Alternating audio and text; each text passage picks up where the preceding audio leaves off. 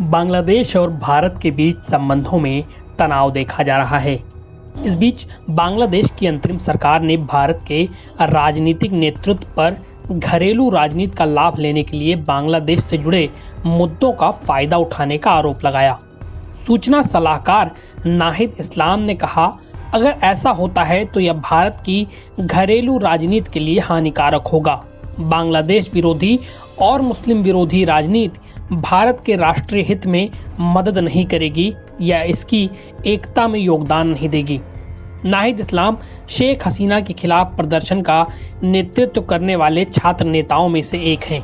नाहिद ने बांग्लादेश में हिंदू अल्पसंख्यकों पर होने वाले अत्याचार का तो जिक्र नहीं किया। हालांकि उनके बयान से यह साफ दिखा कि वो नहीं चाहते कि भारत में इस पर चर्चा भी की जाए।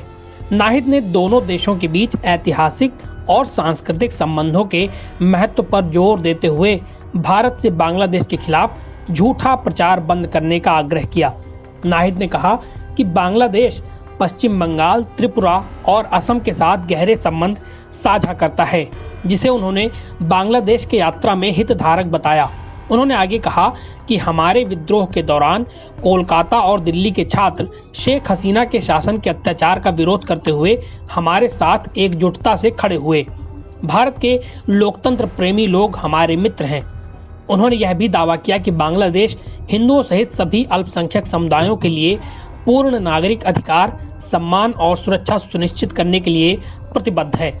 बांग्लादेश की अंतरिम सरकार के प्रमुख मोहम्मद यूनुस ने बुधवार को राजनीतिक दलों से राष्ट्रीय एकता का आह्वान किया, ताकि तत्कालीन शेख हसीना सरकार के खिलाफ हुए विद्रोह को बदनाम करने के लिए बड़े देशों की भागीदारी वाले अभियान का मुकाबला किया जा सके।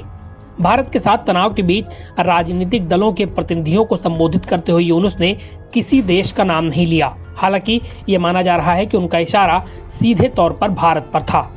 हालांकि सूत्रों ने बताया कि यूनुस ने 3 मुद्दों पर राजनीतिक नेताओं की राय मांगी, जिनमें भारत और दुनिया के अन्य हिस्सों में बांग्लादेश के खिलाफ चल रहे दुष्प्रचार, अगरतला में बांग्लादेश मिशन पर हमला और हाल के दिनों में अल्पसंख्यकों पर हमले के आरोप शामिल हैं। यूनुस ने कहा कि जुलाई अगस्त में हुए विद्रोह को नापसंद करने वाले लोग देश और विदेश में यह दिखाने की कोशिश कर रहे हैं कि शेख हसीना को प्रधानमंत्री पद से हटाने के पीछे कुछ खतरनाक वजह है।